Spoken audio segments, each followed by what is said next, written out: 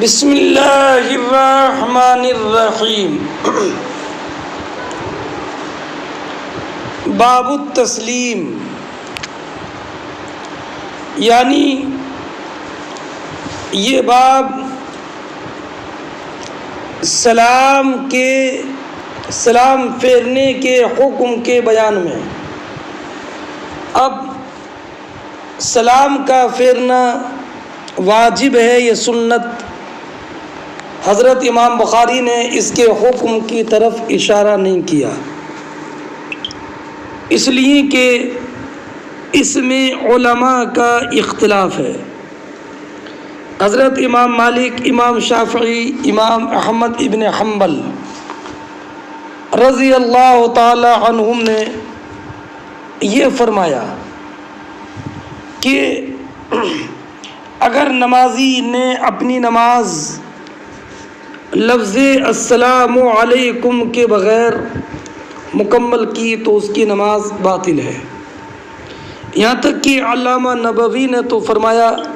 کہ اگر السلام علیکم کے حروف میں سے ایک حرف بھی رہ گیا تو اس کی نماز صحیح نہیں ہے۔ ان کی دلیل وہ روایت ہے جو ابو داود نے بیان فرمائی۔ حدثنا عثمان بن ابی شیبہ قال حدثنا وکیع عن سفیان عن ابن عقیل عن محمد بن الحنفیہ عن علی بن ابی طالب رضی اللہ تعالی عنہ قال قال رسول اللہ صلی اللہ علیہ وسلم مفتاح الصلاة الطہور وتحریمها التکبیر وتحلیلها التسلیم۔ اس کی تخریج امام ترمذی اور ابن ماجہ نے بھی کی ہے اور حاکم نے اپنی مستدرک میں کی ہے۔ علامہ عینی نے ارشاد فرمایا کہ عبداللہ بن محمد بن عقیل کی وجہ سے اس کی صحت میں اختلاف ہے، اس لیے کہ حضرت ابن مدینی نے بشر ابن عمر زہرانی سے روایت کیا کہ کان مالک لا یروی عنہ، کہ امام مالک عبداللہ بن محمد بن عقیل سے روایت نہیں کرتے تھے، اور وکان یحییٰ ابن سعید لا یروی عنہ، اور یحییٰ ابن معین سے مروی ہے کہ لیس حدیثہ بحجہ، اور انہی سے ہے کہ آپ نے ان کو ضعیف الحدیث کہا۔ اور ہمارے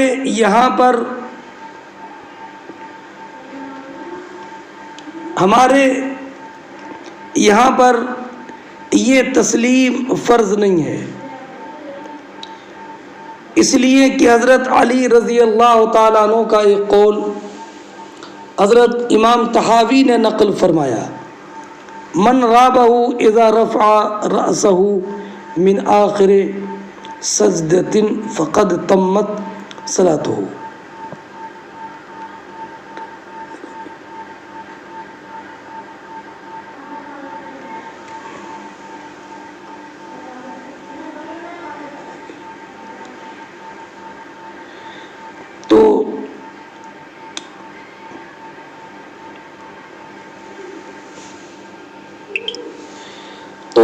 اور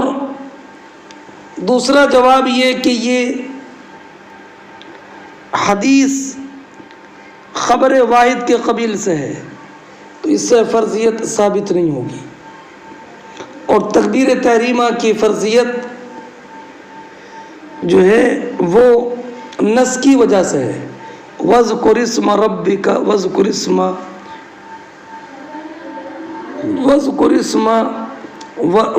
اسْمَ رَبِّهِ فَصَلَّى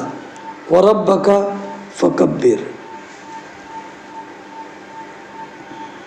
چلیے، حدثنا موسیٰ ابن اسماعیل قال حدثنا ابراہیم ابن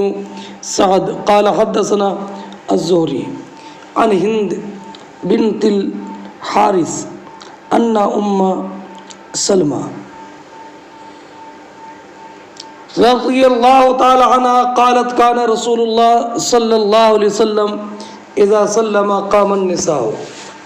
حضرت ام سلمہ رضی اللہ تعالی عنہ بیان فرماتی ہیں کہ نبی اکرم صلی اللہ تعالی علیہ وسلم جب سلام پھیرتے تو قام النساء حین یقضی تسلیما، سرکار کے سلام پھیرتے ہی عورتیں کھڑی ہو جاتی ہیں۔ ومکث یسیرا قبل ان یقوما، اور حضور کھڑے ہونے سے ذرا کھڑے ہونے سے پہلے کچھ دیر ٹھہرتے۔ حضرت امام زہری فرماتے ہیں واللہ عالم، میں تو یہ سمجھتا ہوں کہ نبی کریم صلی اللہ تعالی علیہ وسلم اس لیے وقفہ کرتے تھے تاکہ مردوں کے اٹھنے سے پہلے خواتین چلی جائیں۔ اب اس حدیث سے ایک بات یہ معلوم ہوئی کہ عورتیں مساجد سے نکلیں گی اور نکلنے میں مردوں سے سبقت کریں گی، اور امام اپنی جگہ پر ٹھہرا رہے، اور اگر عورتیں نہ ہوں تو امام کے لیے مستحب یہ ہے کہ نماز کے بعد اپنے مصلی سے اٹھ جائے۔ ہاں، اور ابو بکر صدیق، حضرت عمر رضی اللہ تعالی عنہما بھی ایسا ہی کرتے تھے، اور یہ امام کا اپنی جگہ سے الگ ہو جانا اس لیے ہے کہ تاکہ کوئی اگر آنے والا بعد میں مسافر اجنبی آئے تو یہ گمان نہ کرے کہ ابھی نماز ہی میں امام، کہ وہ اقتدا کر لے۔ ہاں، اور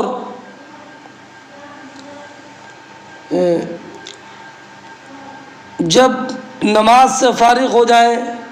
تو امام اپنی جگہ میں قبلہ رخ ہو کر نہ بیٹھا رہے، بلکہ دائیں بائیں یا مقتدیوں کی طرف گھوم جائے، مقتدیوں کی طرف تب جب کہ اس کے سامنے کوئی نماز نہ پڑھ رہا ہو۔ ہاں، اور سلام کے بعد میں دعا کرے۔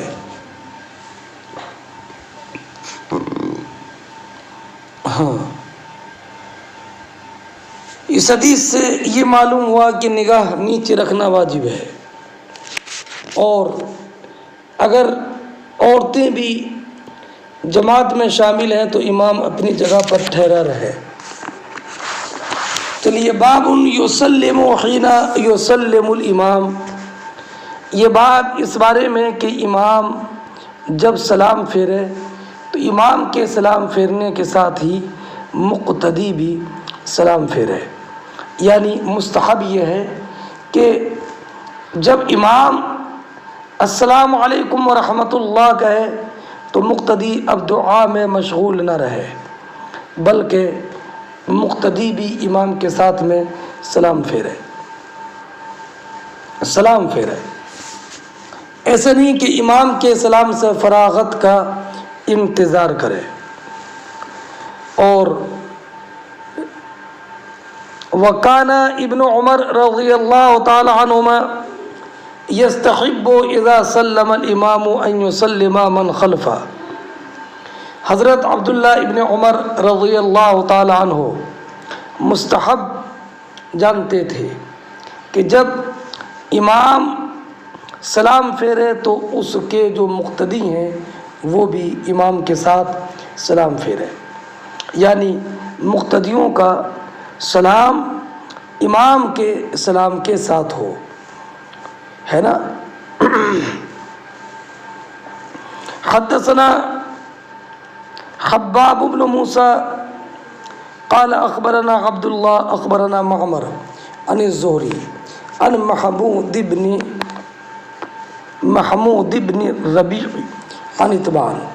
قال صلينا مع النبي صلى الله عليه وسلم فسلمنا حين سلم۔ فرماتے ہیں محمود ابن ربی اتبان ابن مالک سے روایت کر کے کہ ہم نے نبی اکرم صلی اللہ تعالی علیہ وسلم کے ساتھ نماز پڑھی، فسلمنا حین سلم، تو جب نبی اکرم صلی اللہ تعالی علیہ وسلم نے سلام پھیرا تو ہم نے بھی حضور کے ساتھ سلام پھیرا۔ یہ اتبان ابن مالک کا ذکر پہلے گزر گیا، اور یہ محمود ابن ربی عبادہ ابن صامت کے داماد ہے۔ باب من لم يرد السلام علی الامام واکتفى بتسلیم الصلاۃ۔ امام بخاری رضی اللہ تعالی عنہ یہ باب قائم کرتے ہیں یہ بیان کرنے کے لیے کہ امام پر سلام نہ کرے، یعنی ایک تو دائیں طرف کہے گا السلام علیکم ورحمۃ اللہ، ایک بائیں طرف کہے گا السلام علیکم ورحمۃ اللہ، اب بیچ میں السلام علیکم ورحمۃ اللہ امام کو سلام نہ کرے، یعنی امام نے جو کہا تھا السلام علیکم ورحمۃ اللہ تو مقتدی بھی دونوں طرف کہے گا السلام علیکم ورحمۃ اللہ، دونوں سلاموں کے بیچ میں تیسرا سلام امام کے سلام کے جواب میں نہ کہے گا، یعنی دو ہی سلام ہوں گے۔ من لم یردد السلام، ایک روایت میں یہ ہے کہ سلام کی تکرار نہیں کرے گا دو سلاموں کے درمیان،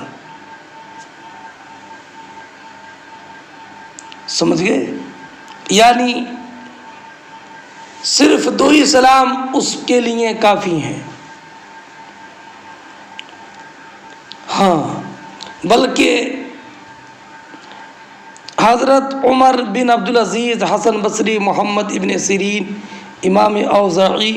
اور امام مالک کا تو یہ قول ہے کہ نماز کے آخر میں ایک ہی مرتبہ سلام ہوگا، اور یہی عبداللہ ابن عمر، انس ابن مالک، حضرت سلمہ ابن اکوع، عائشہ صدیقہ رضی اللہ تعالی عنہم سے مروی ہے۔ ان کی دلیل سعد بن ابی وقاص کی وہ روایت ہے کہ ان رسول اللہ صلی اللہ علیہ وسلم کان یسلم من الصلاۃ بتسلیمۃ واحدہ، اور حضرت عطا ابن ابی رباح شعبی، امام سفیان ثوری، امام ابراہیم نخعی، ابو حنیفہ، ابو یوسف، محمد شافعی، اسحاق، علقمہ، نافع ابن عبد الحارث، ان سب کا قول یہ ہے کہ نماز کے آخر میں دو سلام ہیں، ایک مرتبہ داہنی طرف اور ایک مرتبہ بائیں طرف۔ یہ ابو بکر صدیق، حضرت علی، عبداللہ ابن مسعود، عمار ابن یاسر رضی اللہ تعالی عنہم سے مروی ہے۔ بلکہ دو سلاموں کی روایت امام طحاوی نے 13 صحابہ کرام سے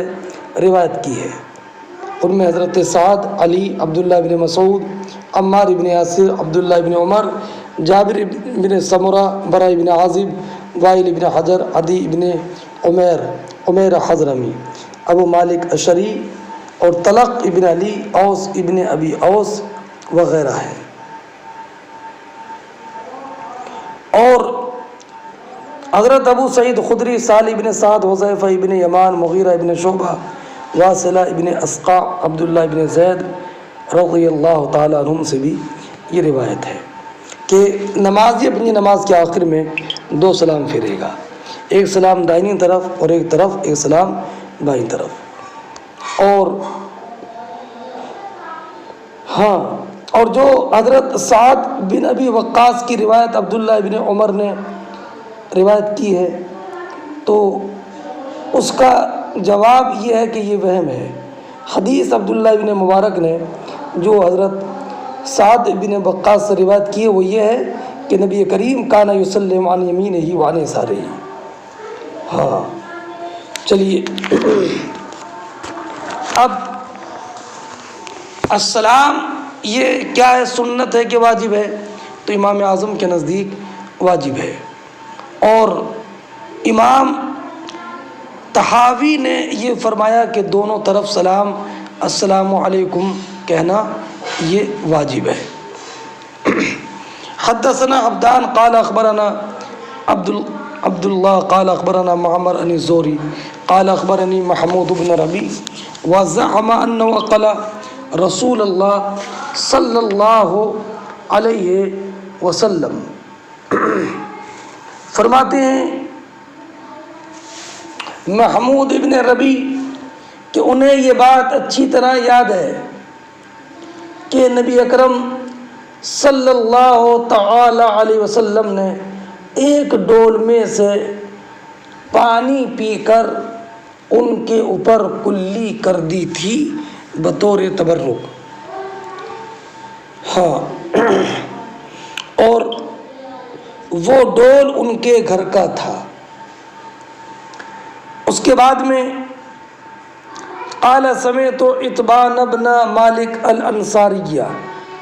ثم احد بنی سالم قال كنت اصلي لقوم بني سالم فاتيت النبي صلى الله عليه وسلم فقلت اني انكرت بصري وان السيول تحول بيني وبين مسجد قومي فلا وددت انك جئت فصليت في بيتي مكانا حتى اخذه مسجدا فقال افعل ان شاء الله فغدا علي رسول الله صلى الله عليه وسلم وابو بكر معه بعده ما اشتد النهار فاستأذن رسول الله النبي فأذنت له فلم يجلس حتى قال أين تحب أن أصلي من بيتك فأشار إليه من المكان الذي أحب أن يصلى فيه فقام فصففنا خلفه۔ ترجمہ سماعت فرمائے۔ قال وہ کہتے ہیں کہ میں نے عتبان ابن مالک انصاری کو سنا۔ ثم احد بنی سالم، یہ ثم انصاریہ ہی پر عطف ہے، انصاری پھر سالمی، بنی سالم میں سے ایک یعنی سالمی، چونکہ عتبان ابن مالک انصاری بھی ہیں اور سالمی بھی ہیں۔ حضرت عتبان ابن مالک کہتے ہیں کہ میں اپنی قوم بنی سالم کو نماز پڑھاتا تھا، تو میں نبی اکرم صلی اللہ تعالی علیہ وسلم کی بارگاہ میں حاضر آیا اور میں نے عرض کی یا رسول اللہ میری نگاہ کمزور ہو گئی ہے، انکرت بصری وَإِنَّ السُّيُولَ تَحُولُ بَيْنِي وَبَيْنَ مَسْجِدِ قَوْمِي، اور بے شک میرے اور مسجد کے درمیان بارش کا پانی کبھی کھڑا ہوتا ہے، تو میں یہ پسند کرتا ہوں کہ آپ تشریف لائیں اور میرے گھر میں ایک جگہ پر نماز پڑھ دیں تاکہ میں اس جگہ کو اپنی نماز پڑھنے کی جگہ بنا لوں۔ تو نبی کریم علیہ الصلوۃ والسلام نے ارشاد فرمایا افعل انشاءاللہ، میں انشاءاللہ کروں گا، آؤں گا۔ فغدا علیہ رسول اللہ صلی اللہ علیہ وسلم، تو اگلے دن نبی کریم صلی اللہ تعالی علیہ وسلم دن چڑھے کے بعد میرے گھر تشریف لائے اور ابو بکر سرکار کے ساتھ تھے۔ فاستأذن النبی، تو نبی کریم علیہ الصلوۃ والسلام نے اندر آنے کی اجازت طلب کی، میں نے اجازت پیش کر دی۔ فاذنت له فلم یجلس، تو نبی کریم تشریف فرما نہیں ہوئے بلکہ ارشاد فرمایا این تحب ان اصلی من بیتک، تم کہاں چاہتے ہو کہ میں تمہارے گھر میں نماز پڑھوں؟ فاشار الی من المکان الذی احب ان یصلی فیہ، تو نبی کریم کا معجزہ یہ ظاہر ہوا کہ سرکار نے اس مکان ہی کی طرف اشارہ کیا جس میں یہ پسند کرتا تھا کہ حضور نماز پڑھتے۔ فقام، تو حضور کھڑے ہوئے، فصففنا خلفہ، ثم سلم، تو ہم سرکار کے پیچھے ہم نے صف بنائی، ثم سلم وسلمنا حین سلم، تو اور سرکار نے سلام پھیرا، جب سرکار نے سلام پھیرا تو سلمنا، ہم نے بھی سلام اسی وقت پھیرا۔ کب؟ جب کہ حضور نے پھیرا۔ یہ حدیث پہلے گزر گئی ہے، تو اس سے یہ معلوم ہوا کہ مقتدی سلام اسی وقت پھیریں گے جب کہ امام سلام پھیریں گے۔ البتہ امام کا سلام سے مقتدی کا سلام مقدم نہ ہو۔ ہاں،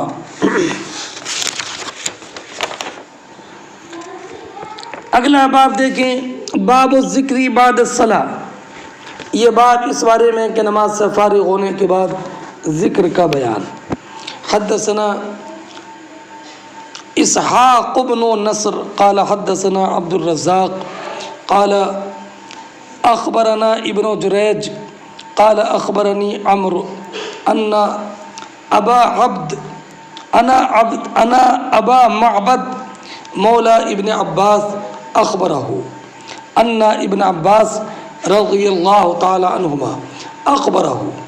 ان رفع الصوت بالذکر حين ينصرف الناس من المکتوبہ كان على عهد النبی صلی اللہ علیہ وسلم۔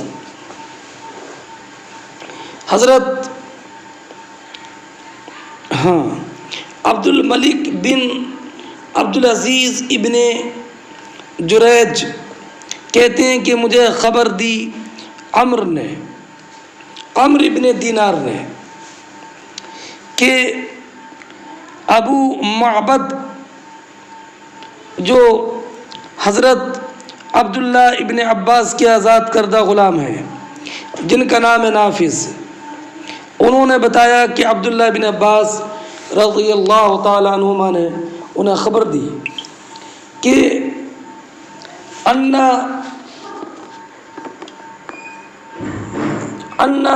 رفع الصوت بالذکر، کہ نبی کریم صلی اللہ تعالی علیہ وسلم کے زمانہ اقدس میں لوگ فرض نماز ختم کرنے کے بعد بلند آواز میں ذکر کیا کرتے تھے۔ اور وقال ابن عباس، عبداللہ ابن عباس کہتے ہیں کنت عالم اذا انصرفوا بذلك اذا سمعته، کہ جب مجھے ذکر کی آواز آتی تو یہ پتہ چل جاتا کہ نماز ختم ہو چکی ہے، اب اس حدیث سے بعض لوگوں نے یہ استدلال کیا کہ فرض نماز کے بعد تکبیر اور ذکر الہی میں آواز بلند کرنا مستحب ہے، اور اکثر علماء کا مذہب یہ ہے کہ فرض نماز کے بعد تکبیر میں آواز بلند کرنا مستحب نہیں ہے۔ اور یہ جو حدیث میں ہے کہ ذکر بالجہر ہوتا تھا تو یہ صفت ذکر کی تعلیم کے لیے تھا، یہ نہیں کہ یہ دائمی تھا۔ اور امام اور مقتدی کے لیے مستحب یہ ہے کہ نماز سے فارغ ہونے کے بعد ذکر بالخفی، آہستہ ذکر کرے۔ اور حضرت عبداللہ ابن عباس کا یہ قول بھی ذرا آپ اس قول پر بھی غور کریں کہ ان رفع الصوت بالذکر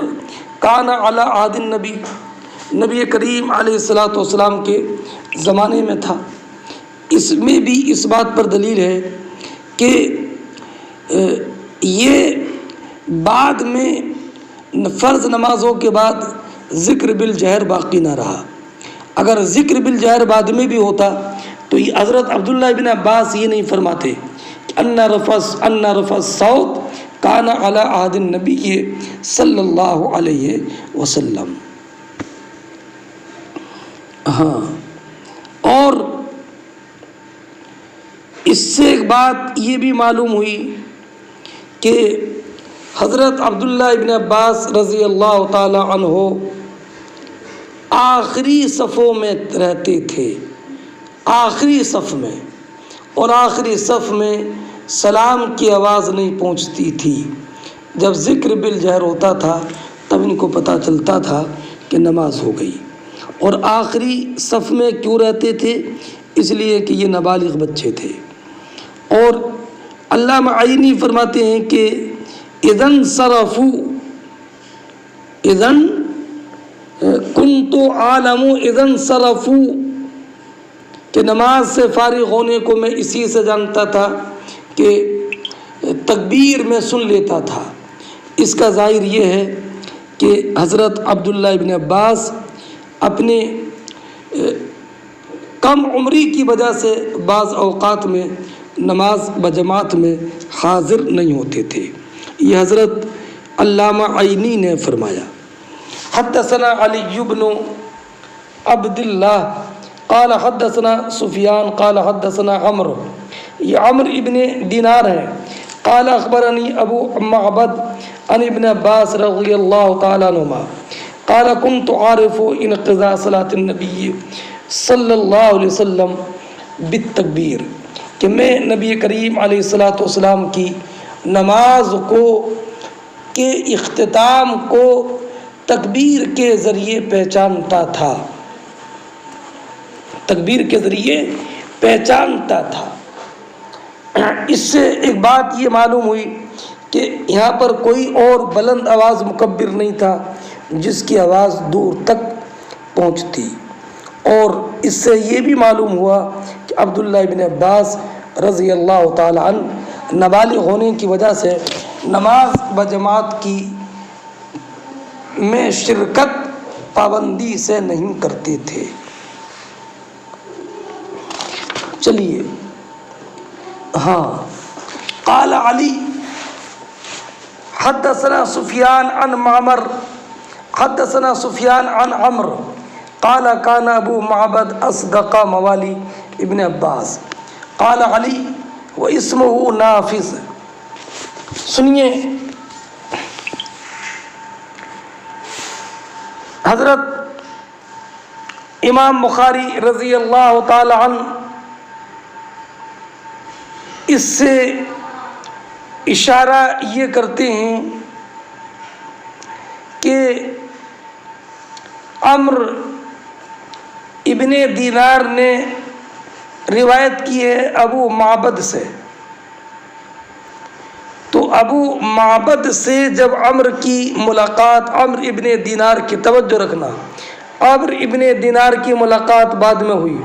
ابو معبد سے، اور ابو معبد سے حضرت عمرو ابن دینار نے کہا کہ آپ نے مجھ سے یہ روایت کی تھی کہ عبداللہ ابن عباس نے کہا تھا کہ میں نماز کے اختتام کو تکبیر کی آواز سے پہچانتا تھا۔ تو حضرت ابو معبد نے کہا کہ میں نے تو تم سے یہ حدیث بیان نہیں کی۔ تو عمرو ابن دینار نے کہا کہ نہیں، آپ نے مجھے اس سے پہلے یہ حدیث بیان کی تھی، ہے نا۔ اب اس سے یہ معلوم ہوا کہ ابو معبد بیان کرنے کے بعد اس حدیث کے یہ حدیث کا بیان کرنا بھول گئے تھے۔ تو اس سے یہ معلوم ہوا کہ اگر راوی حدیث کی روایت کرے اور بعد میں اس روایت کا انکار کرے اور اس سے روایت کرنے والا عادل ہو تو اس کی روایت قبول کی جائے گی۔ اور شک نہیں ہے کہ عمرو ابن دینار عادل تھے اور ابو معبد بھی عادل تھے، اس لیے حضرت امام بخاری نے حضرت عمرو ابن دینار کا یہ قول نقل کیا کہ کان ابو معبد اصدق موالی ابن عباس، کہ حضرت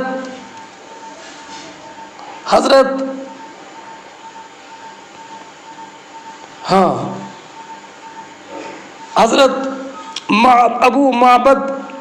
جن کا نام نافذ تھا، یہ عبداللہ بن عباس کے آزاد کردہ غلاموں میں سب سے زیادہ سچے تھے۔ ابو معبد ہاں، اب اس سے ایک بات علامہ عینی نے بیان فرمایا کہ اگر راوی اپنی روایت کا انکار کرے تو اس کا انکار اگر انکار جحود ہے، جیسے یہ کہے کہ میں نے تم مجھ پر جھوٹ بول رہے ہو، تو اس کی اس حدیث پر عمل نہیں ہوگا سارے علماء کے نزدیک۔ اور اگر اس کا انکار توقف ہو، انکار تکذیب و جحود نہ ہو، بہی طور کہ وہ کہے کہ مجھے یہ یاد نہیں ہے کہ میں نے آپ سے یہ ذکر کیا، یا مجھے خیال نہیں ہے اب، تو امام اعظم اور امام ابو یوسف نے اور امام احمد نے ایک روایت میں یہ فرمایا کہ اس پر عمل ساقط ہو جائے گا، اور امام شافعی نے فرمایا کہ اس کی پر عمل ساقط نہیں ہوگا۔ اور اس کا یہ نسیان ایسے ہے کہ جیسے اس پر جنون طاری ہو جائے، تو اس کے جنون پر کے طاری ہونے سے بھی جو ہے اس کی روایت میں کوئی فرق نہیں پڑتا ہے۔ اور امام فخر الدین رازی نے اس مسئلے میں یہ فرمایا کہ اگر راوی روایت کا، یا تو راوی کو روایت کا یقین ہوگا کہ نہیں، اور اگر راوی کو روایت کا یقین ہے تو مروی عنہ جو ہے جس سے روایت کر رہا ہے اسے انکار کا جزم ہے کہ نہیں۔ اگر جزم ہو، اس کو روایت کا یقین ہے، اس کو انکار کا یقین ہے کہ میں نے آپ سے بیان کیا ہی نہیں، تو یہ دونوں متعارض ہو جائیں گے اور حدیث مقبول نہیں ہوگی۔ اور اگر ثانی ہو، ثانی کیا کہ مروی عنہ کو انکار کا یقین نہ ہو، تو اغلب اگر اس کے گمان پر یہ ہے کہ میں نے روایت کیا تھا، یا اغلب یہ ہے کہ میں نے روایت نہیں کیا تھا، اور یا دونوں باتیں اس پر برابر ہوں کو روایت کیا تھا کہ نہیں کیا تھا، یا کچھ نہ کہے، تو اشبہ یہ ہے کہ ان تمام صورتوں میں اس کی خبر مقبول ہوگی۔ اور اگر جو راوی ہے اس کو یقین نہیں ہے بلکہ یہ کہتا کہ اظنو، مجھے گمان ہے کہ انی سمعت منک، میں نے آپ سے ایسا سنا ہے، تو اگر مروی عنہ کہے کہ میں نے آپ سے روایت کہ میں نہیں کیا ہے تو رد متعجل ہے۔ اور اگر اس مروی عنہ نے کہا کہ مجھے گمان یہ ہے کہ میں نے آپ سے روایت نہیں کیا، تو بھی یہ متعارض ہو جائیں گے۔ سمجھ گئے؟ یعنی اگر اصل کا قول فرع کے قول کے بالکل خلاف ہو تو دونوں متعارض ہو جائیں گے۔ اور اگر ایک حدثنا محمد بن ابی بکر قال حدثنا معتمر عن عبید اللہ عن سمی عن ابی صالح عن ابی ہریرہ رضی اللہ تعالی عنہ قال جاء الفقراء الى النبي صلی اللہ علیہ وسلم فقالوا ذهب أهل الدثور من الأموال بالدرجات العلى والنعيم المقيم يصلون كما نصلي ويصومون كما نصوم ولهم فضل من الأموال يحجون بها ويعتمرون ويجاهدون ويتصدقون قال ألا أحدثكم بما إن أخذتم به أدركتم من سبقكم ولم يدرككم أحد بعدكم وكنتم خير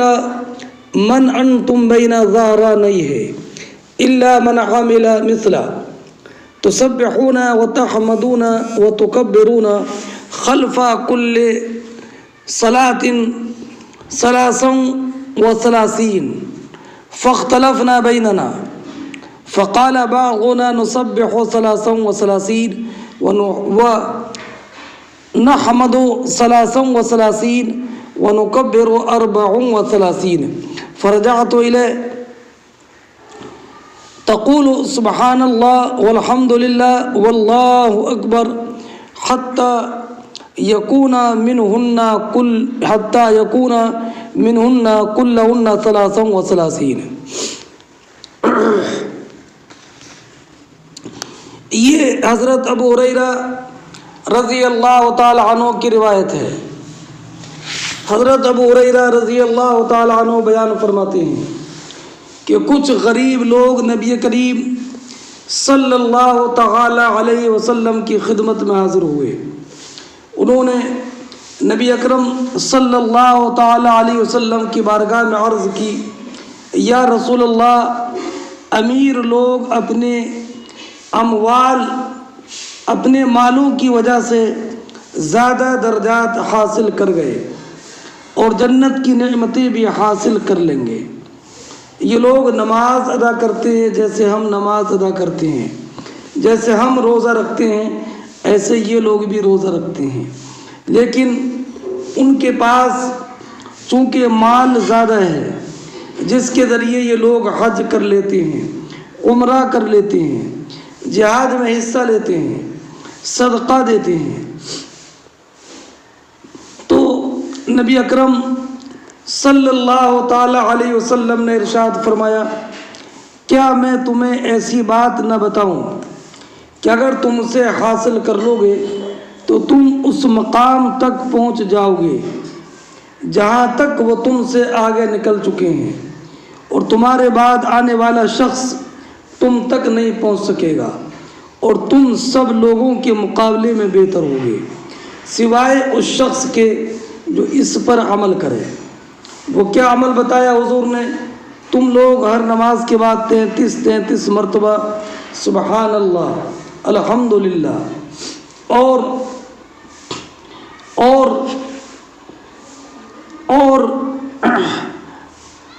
33 مرتبہ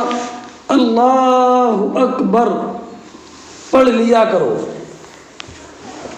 حاصل یہ ہوا کہ غربا نے نبی کریم علیہ الصلاۃ والسلام کی بارگاہ میں یہ عرض کیا، یا رسول اللہ، جو عبادتیں ہم کرتے ہیں وہ ساری عبادتیں مالدار لوگ بھی کرتے ہیں، لیکن اپنے مال و زر کی وجہ سے جو عبادتیں مالدار لوگ کر لیتے ہیں وہ تو ہم نہیں کر پاتے، اس لیے ان کے درجات اور ان کے مراتب ہم سے بلند ہیں۔ تو نبی اکرم علیہ الصلاۃ والسلام نے ارشاد فرمایا، میں تمہیں ایسا عمل بتاتا ہوں کہ اگر تم نے اس پر عمل کر لیا تو تم مالداروں کے ان مقام تک پہنچ جاؤ گے جو مقام ان کو مال کے خرچ کرنے سے حاصل ہوتا ہے۔ وہ یہ ہے کہ تم ہر نماز کے بعد 33 مرتبہ سبحان اللہ، الحمدللہ اور اللہ اکبر پڑھ لیا کرو۔ یہ حدیث مبارک ہے۔ اب فرض نماز کے بعد سبحان اللہ 33 مرتبہ، الحمدللہ 33 مرتبہ، اور ایک روایت میں یہ کہ اللہ اکبر 34 مرتبہ، اور لا الہ الا اللہ یہ 10 مرتبہ پڑھو۔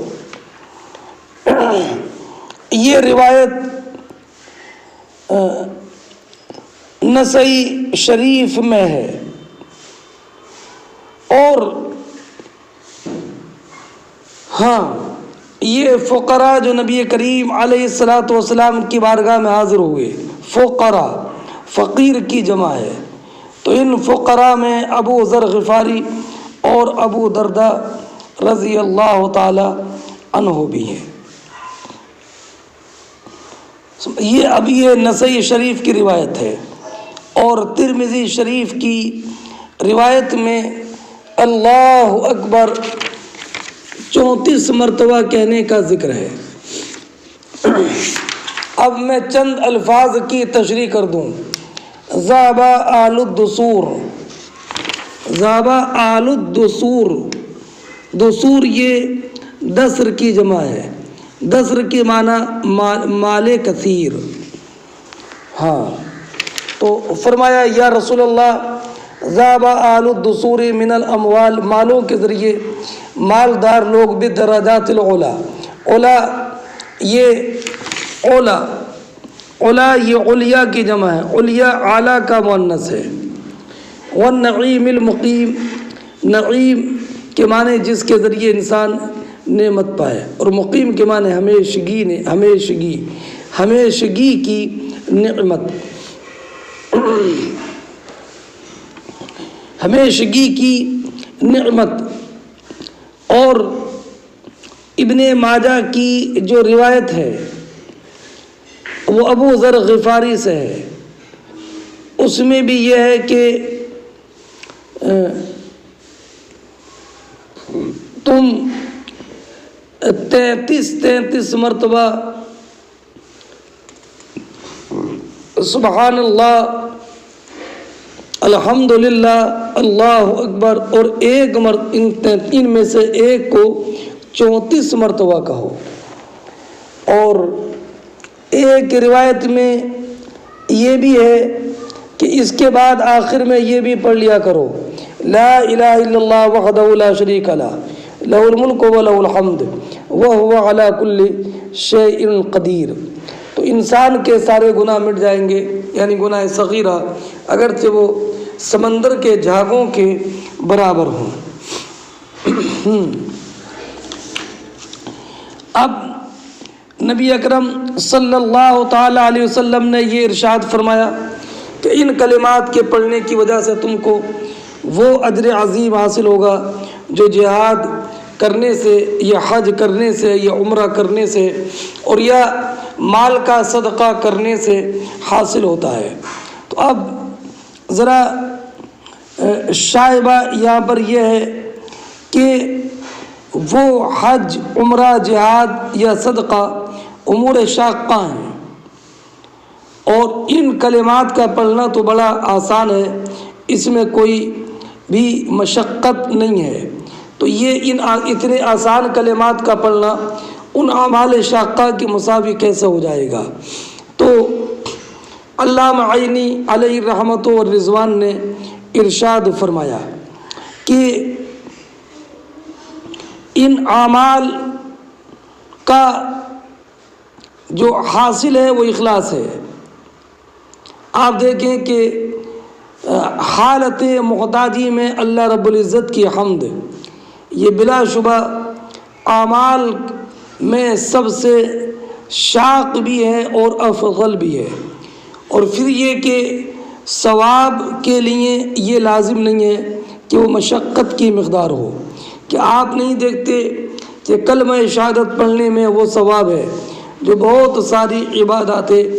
شاقہ میں نہیں ہے۔ آپ یہ بھی دیکھیں کہ نبی کریم علیہ السلام کو ایک لمحہ بھی حالت ایمان میں دیکھنا اور حالت ایمان میں پھر اس کا انتقال اگر ہو جائے تو یہ ایسی فضیلت ہے کہ اس کے برابر کوئی بھی عمل نہیں ہو سکتا۔ اور پھر اگر ان کی یہ نیت بھی تو ہے کہ اگر ہم مالدار ہو جائیں گے تو پھر ویسے ہی عمل کریں گے جو عمل کے مالدار کرتے ہیں، بلکہ اس سے زیادہ کریں گے۔ اور سرکار نے فرمایا نیت المومن خیر من عملی، تو لا محالہ ان کو ان نیت کا بھی ثواب ملے گا اور ان اذکار کا بھی ثواب ملے گا۔ ہاں، اب رہا یہ معاملہ کہ اگر غنی بھی ان کلمات کو پڑھے سبحان اللہ والحمدللہ ولا الہ الا اللہ، تو لا محالہ ان کو بھی وہی اجر ملے گا جو اجر کے ان غربا کو پڑھنے سے ملتا ہے۔ اب رہا یہ معاملہ کہ اگر مالداروں نے بھی یہ کلمات کہہ لیے سبحان اللہ والحمدللہ اور اللہ اکبر نمازوں کے بعد، تب تو فقراء کی اپنی شکایت اپنی جگہ پر باقی رہ جائے گی، وہ یہ کہ جہاد، حج وغیرہ سے ان کے لیے جو بلند مرتبہ کا حصول ہے وہ تو رہ جائے گا۔ تو جواب یہ ہے کہ فقراء کا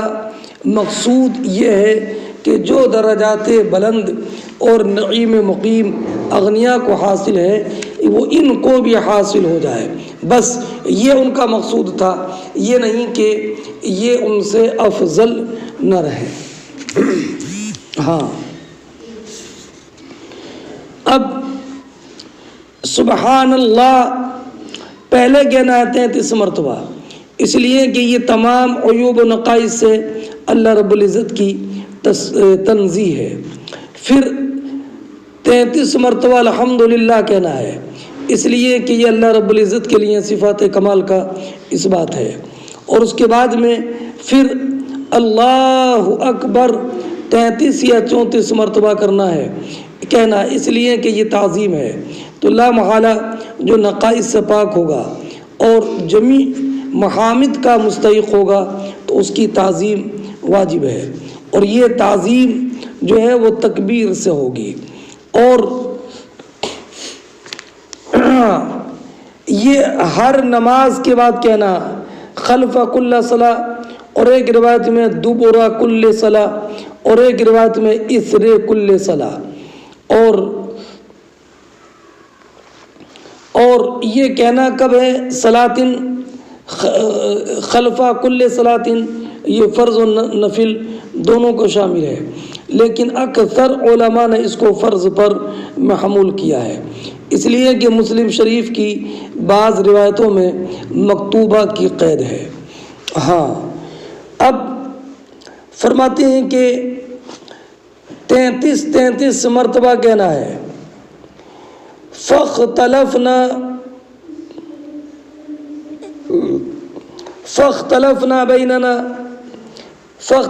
بیننا کا مطلب علامہ عینی فرماتے ہیں کہ اس سے مراد یہ کہ ابو ہریرہ کہتے ہیں فاختلفنا بیننا، کہ ہم میں آپس میں اختلاف ہو گیا ہے نا، تو رجعت الیہ، میں نبی کریم علیہ الصلوۃ والسلام کی بارگاہ میں حاضر ہوا۔ تو اس سے معلوم ہوا کہ یہ اختلاف کرنے والے صحابہ کرام تھے کہ اب سبحان اللہ 33 مرتبہ کہنا ہے، الحمدللہ 33 مرتبہ کہنا ہے، اور اللہ اکبر کتنی مرتبہ کہنا ہے؟ تو فرماتے ہیں کہ نبی کریم علیہ الصلوۃ والسلام نے ارشاد فرمایا ان تینوں میں سے ہر ایک 33 مرتبہ کہنا ہے، یعنی ان میں سے ہر ایک 33 مرتبہ ہو جائے۔ اب رہا یہ کہ اب 33 مرتبہ کی تعیین میں حکمت کیا ہے؟ تو اب 33 مرتبہ کہیں گے تو لا محالہ یہ کل 99 مرتبہ ہو جائے گا، اور 99 نبی کریم علیہ الصلوۃ والسلام کے اسماء مبارکہ ہیں، تو اسماء مبارکہ کے برابر تسبیح تحمید اور تکبیر ہو جائے گی۔ اور بعض روایتوں میں یہ ہے کہ سرکار نے 33 مرتبہ سبحان اللہ، 33 مرتبہ الحمدللہ اور 34 مرتبہ اللہ اکبر کہنے کا حکم دیا۔ تو اب اس طریقے سے یہ 100 کا عدد پورا ہو جائے گا، اور 100 کا عدد جو ہے یہ کمال، یہ اوساط میں سے 100 کا عدد ہے۔ اور ایک روایت میں یہ ہے کہ حضرت ابو ہریرہ بیان فرماتے ہیں کہ نبی کریم صلی اللہ تعالی علیہ وسلم نے ارشاد فرمایا جس انسان نے ہر فرض نماز کے بعد 100 مرتبہ اللہ رب العزت کی تسبیح اور تحلیل کی تو اللہ رب العزت اس کے گناہ معاف فرما دے گا، اگرچہ وہ سمندر کے جھاگوں سے بھی زیادہ ہوں۔ اب رہا یہ معاملہ کہ اگر کسی نے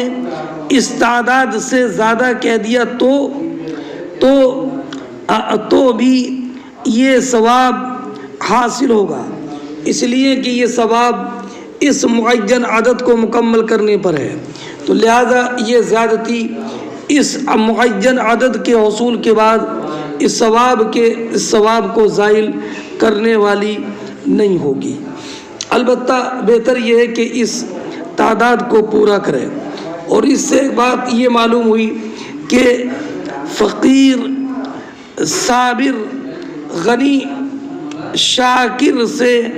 افضل ہے، یہی جمہور صوفیہ کا مذہب ہے، اس لیے کہ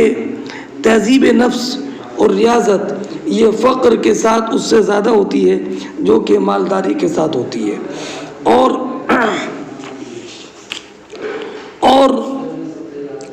ایک روایت میں یہ ہے کہ غربا اغنیا سے 500 برس پہلے جنت میں داخل ہوں گے۔ اور ہاں، اس حدیث سے ایک بات یہ معلوم ہوئی کہ ہاں، کبھی جو ثواب اس کو اس کے اذکار اور وظائف کی وجہ سے ملتا ہے۔ اب بعض روایتوں میں یہ کہ پھر فقراء نبی کریم علیہ السلام کی بارگاہ میں حاضر ہوئے اور انہوں نے عرض کیا، رسول اللہ، ان کلمات کو مال والوں نے بھی سن لیا، وہ بھی ان کلمات کو کہنے لگے۔ تو نبی کریم نے فرمایا، ذالک فضل اللہ یؤتیہ من یشاء، یؤتیہ من یشاء۔ اگلی روایت دیکھیں، حدثنا محمد بن یوسف قال حدثنا سفیان عن عبد الملک ابن عمیر عن وراد کاتب المغیرہ ابن شعبہ قال املا علی المغیرة بن شعبہ فی کتاب الى معاویہ ان النبی صلی اللہ علیہ وسلم کان یقول فی دبر کل صلاة مکتوبہ لا الہ الا اللہ وحدہ لا شریک لہ لہ الملک ولہ الحمد وهو على كل شيء قدير اللهم لا مانع لما أعطيت ولا معطي لما منعت ولا ينفع ذا الجد منك الجد۔ حضرت امیر معاویہ رضی اللہ تعالی عنہ کی طرف سے مغیرہ ابن شعبہ یہ کوفہ کے گورنر تھے، تو حضرت معاویہ نے حضرت مغیرہ ابن شعبہ کو لکھا تھا کہ یہ بتاؤ کہ نبی کریم علیہ السلام فرض نماز کے بعد کیا پڑھتے تھے۔ تو خود حضرت امیر معاویہ کو یہ معلوم تھا، لیکن یہ جو معلوم کیا یہ صرف اس حدیث کی تحقیق اور تصدیق کے لیے کہ کیا میرے علاوہ بھی کسی اور نے سنا ہے کہ نہیں۔ جیسے کہ جابر ابن عبداللہ رضی اللہ تعالیٰ عنہ نے ایک حدیث جو ان کو معلوم تھی، اس حدیث کے بارے میں عقبہ ابن عامر سے سوال کیا تھا۔ تو اب حضرت مغیرہ ابن شعبہ نے اپنے کاتب وراد کو یہ لکھوایا امیر معاویہ کے پاس خط کہ نبی کریم علیہ السلام ہر فرض نماز کے بعد یہ پڑھتے تھے، اللہم لا الہ الا اللہ وحدہ لا شریک لہ لہ الملک ولہ الحمد وہو علی کل شیء قدیر اللہم لا مانع لما اعطیت ولا معطی لما منعت ولا ينفع ذا الجد منک الجد۔ سنیے حدیث پاک، فرماتے ہیں وراد جو مغیرہ ابن شعبہ کے کاتب تھے، انہوں نے کہا کہ مجھ کو مغیرہ ابن شعبہ نے حضرت امیر معاویہ کی طرف خط لکھوایا کہ نبی کریم علیہ السلام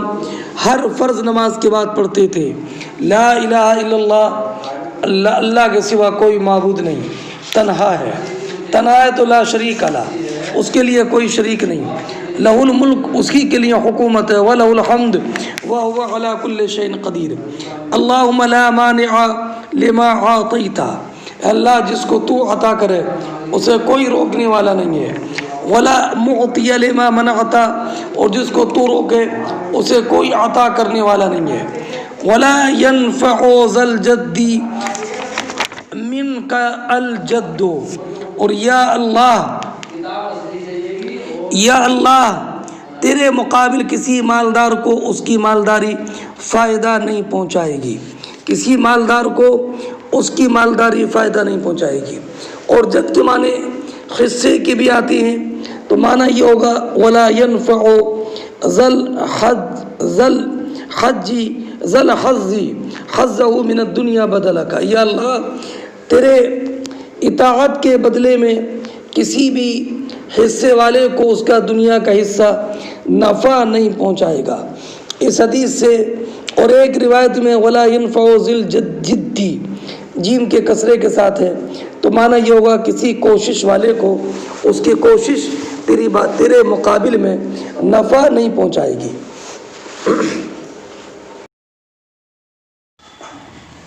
اس حدیث سے یہ معلوم ہوا کہ اور ایک اور تشریح کر دوں، ولا ينفع ذل جد، جد سے مراد یہاں پر دادا یا نانا، تو معنی یہ کہ کسی کو بھی اس کا نسب تیری بارگاہ میں نفع نہیں پہنچائے گا۔ قرآن فرماتا ہے فلا انصاب بینہم۔ چلیے، اور اب رہا یہ اور ولا ينفع ذل جدی، کسی کوشش والے کو تیری بارگاہ میں اس کی کوشش فائدہ نہیں پہنچائے گی۔ تو لا محالہ کوشش کا تو فائدہ ہوتا ہے، وَلَيْسَ لِلْإِنسَانِ إِلَّا مَا سَعَىٰ، تو جواب یہ ہے کہ صرف کوشش جب تک کہ بارگاہ خداوندی میں قبول نہ ہو یہ کوئی فائدہ نہیں ہوگا، اور یہ کوشش کا قبول ہونا یہ اللہ رب العزت کے فضل اور اس کے کرم سے ہے۔ اس حدیث سے یہ مستفاد ہوا کہ یہ ذکر نمازوں کے بعد میں مستحب ہے، اس لیے کہ یہ الفاظ توحید پر مشتمل ہے۔ افعال منع و عطا کی نسبت اللہ رب العزت کی طرف ہے، اور تمام قدرت کی نسبت اللہ رب العزت کی طرف ہے۔ اور سرکار نمازوں کے بعد یہ بھی پڑھتے تھے اللہم انی اعوذ بک من الکفر والفقر وعذاب القبر۔ اور ایک روایت میں یہ ہے کہ عقبہ ابن عامر نے کہا کہ مجھ سے نبی کریم علیہ الصلوۃ والسلام نے فرمایا کہ تم معوذات قل اعوذ برب الفلق قل اعوذ برب الناس ہر نماز کے بعد پڑھا کرو۔ اور ایک روایت میں یہ کہ یہ پڑھا کرو لا الہ الا اللہ وحدہ لا شریک لہ لہ الملک و لہ الحمد وہو علی کل شیء قدیر، یہ 10 مرتبہ پڑھو۔ اور فرماتے ہیں وقال شعبہ عن عبد الملک بہذا، فرماتے ہیں امام بخاری اس تعلیق سے اشارہ کرتے ہیں کہ شعبہ نے بھی اس حدیث کو عبد الملک ابن عمیر سے روایت کیا ہے۔ اور امام حسن بصری نے فرمایا کہ الجد غنا، کہ جد جیم کے فتح کے ساتھ ہے اور اس کے معنی مالداری ہے۔ اور وعن الحکم، اور وقال شعبہ عن عبد الملک پر معطوف ہے وعن الحکم، وقال الحسن الجد غنا، یہ بیچ میں جملہ معترضہ ہے۔ معنی یہ ہوا کہ شعبہ نے عبد الملک سے روایت کیا یہ اور حکم سے روایت کیا، انہوں نے روایت کیا قاسم ابن مخیمرہ سے، عن وراد بہذا، انہوں نے روایت کیا وراد سے اسی طریقے پر۔ باب یستقبل الامام الناس اذا سلم، یہ باب اس بارے میں کہ جب کہ امام نماز مکمل کر کے سلام پھیرے تو اپنا رخ مقتدیوں کی طرف کر لے، اب قبلہ رخ ہو کر نہ بیٹھے۔ فرماتے حدثنا موسیٰ ابن اسماعیل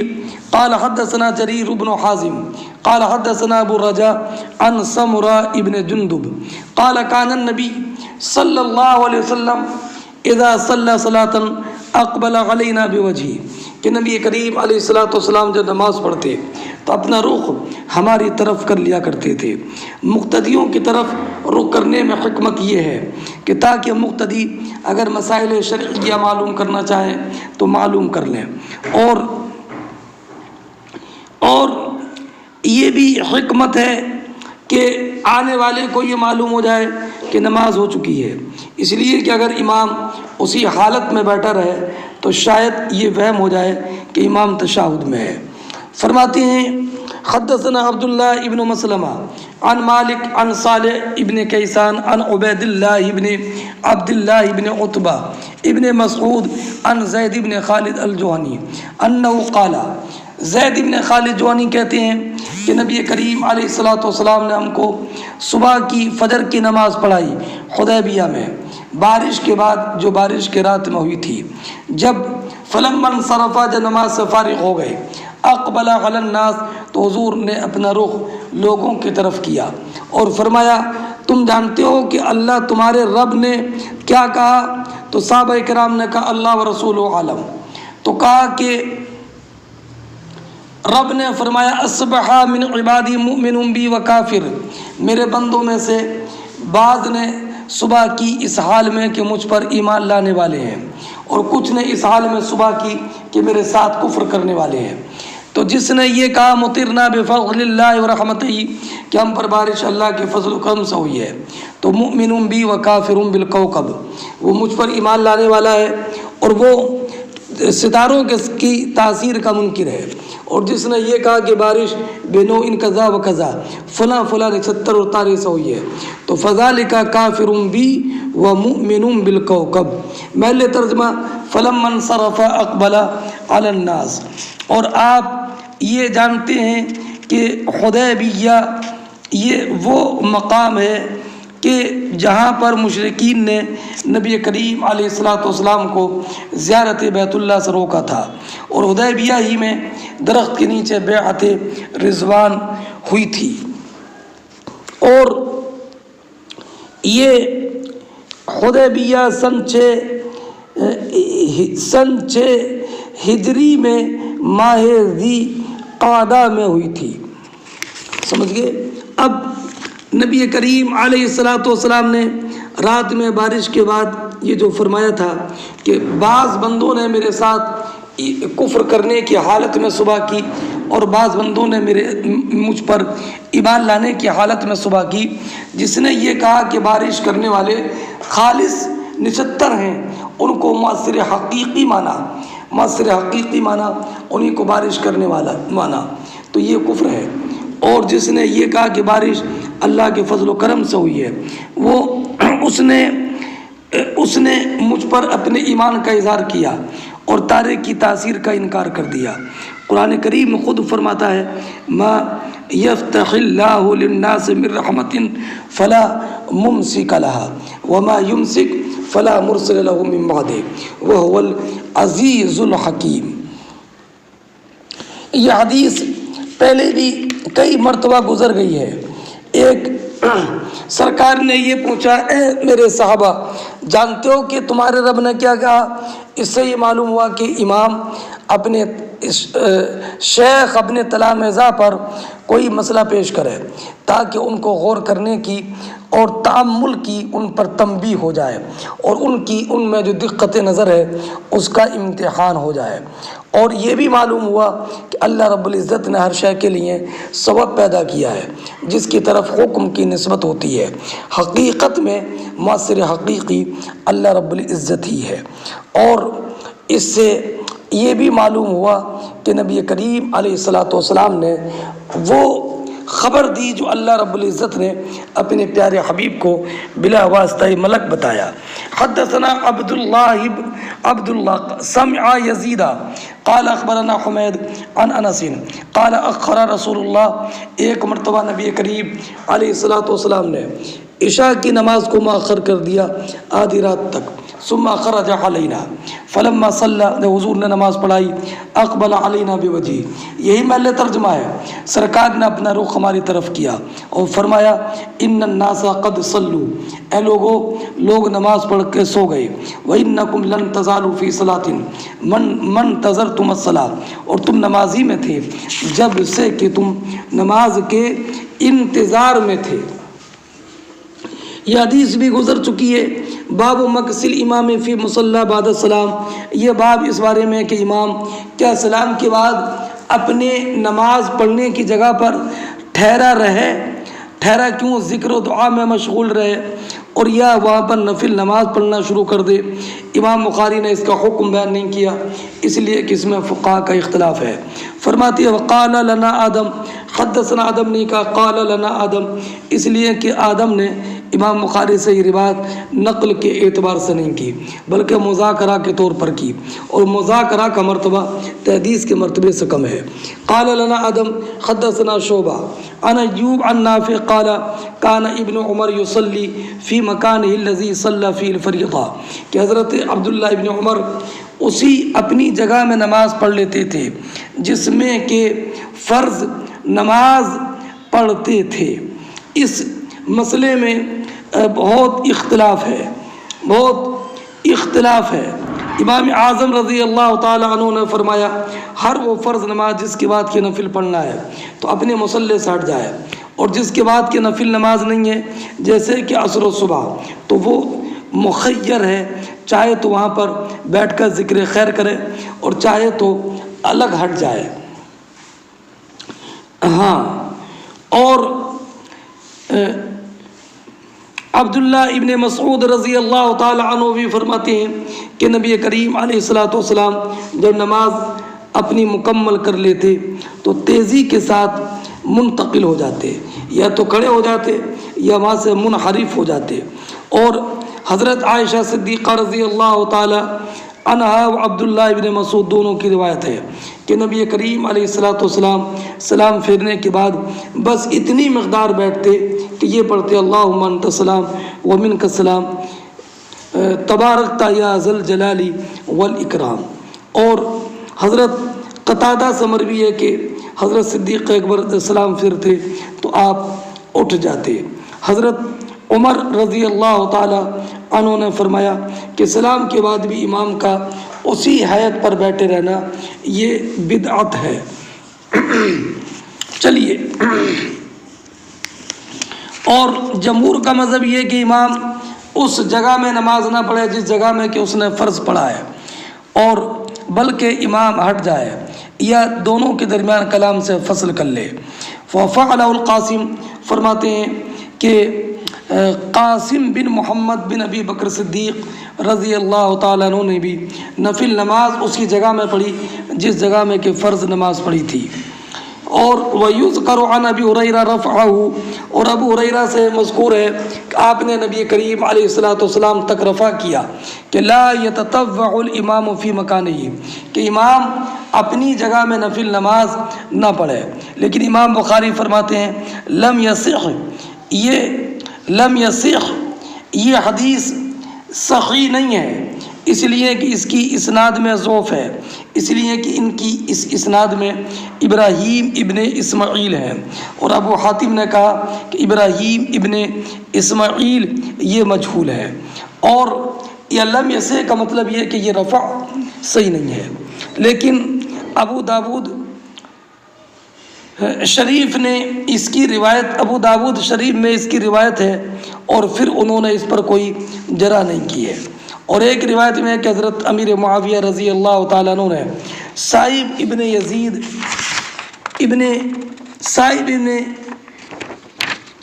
یزید کو دیکھا کہ وہ جمعے کے بعد وہیں پر سنت پڑھ رہے ہیں، تو فرمایا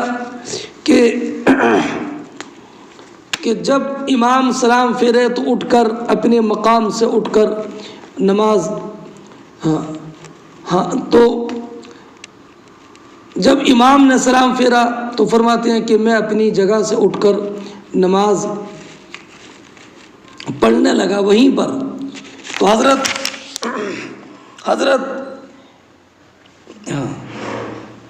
معاویہ نے فرمایا کہ آئندہ مت کرنا، جب جمعہ پڑھ لو فلا تصلیھا بصلاۃ حتی تتکلم او تخرج۔ اگلی روایت ہے حدثنا ابو الولید قال حدثنا ابراہیم بن سعد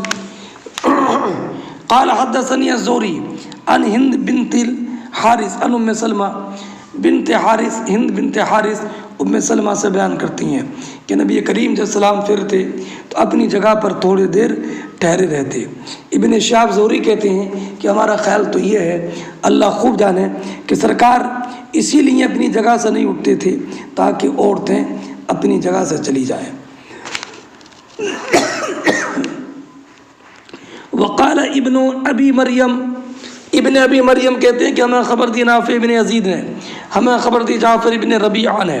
کہ اب حضرت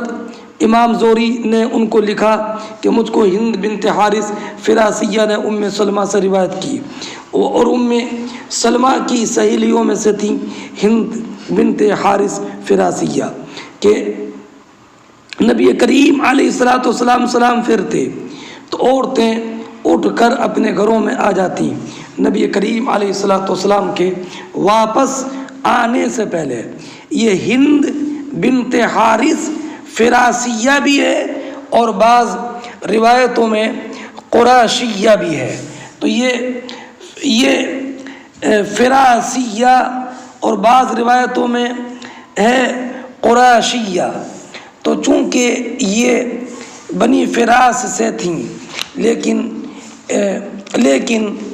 ان کا یہ فراس قریش ہی کی ایک شاخ تھی، تو دونوں نسبتوں کے درمیان کوئی تغیر اور کوئی تضاد نہیں ہے۔ اور ایک روایت یہ کہ فراسیہ یہ بنی فراس سے ہیں، اور بنی فراس